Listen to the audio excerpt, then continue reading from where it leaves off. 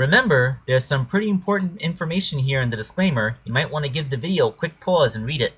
Oh, hey everybody, it's me, Sonic the Hedgehog. Just here to remind you that if you haven't already, make sure to hit that like button. And for even more amazing customs, don't forget to subscribe to Wake Angel 2001. Because between you and me, they're way past cool.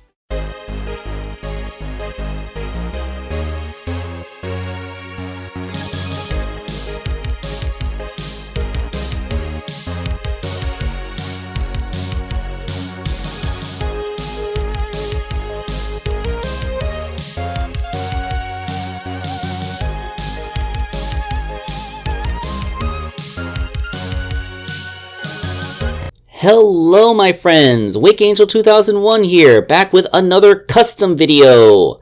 I put up a whole bunch of content this week, but none of it was about me making a toy, so I'm sure some of you are very disappointed in me. But we are at the commission for Chris, and it is Ness. Now this is kind of a unique one because I didn't actually really have to do any making or fabricating of the figure. Apparently he acquired this Ness figure from Shapeways. And Shapeways uses a special kind of versatile plastic that can actually be used to make joints and articulated figures. I mean, don't get me wrong, this is not an action figure for playing with. It is feather light and feels very fragile, but it is fully posable, so you can set it up to do whatever you want, and its joints hold friction. I would never be able to make something like this with the filament that my printer uses. I wonder if the filament that Shapeways uses would even be compatible with my printer, because if it was, I'd like to use it.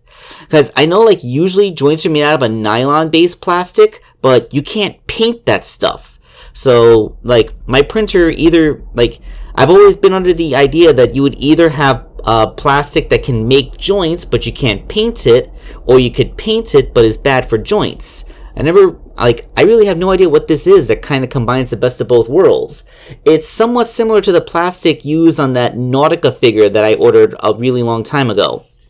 But I digress. Not that there's much for me to talk about because this is just a straight up paint job. Because the figure, like I said, was already made for me. It looks like Chris tried to paint it himself but was dissatisfied with his own work and just sent it to me to improve. So here we go. I only have the one skin tone paint, and since I had to do this in multiple sessions, I wasn't confident in my ability to mix the same paint twice, so hopefully this is an acceptable skin tone for our favorite little psychic hat-wearing boy.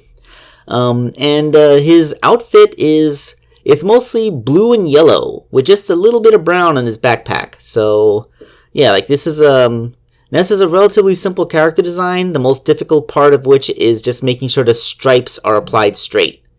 And again, really happy that this thing has joints, because this thing is actually fully articulated. He has bicep swivels, elbows, wrists, hips, knees, a waist.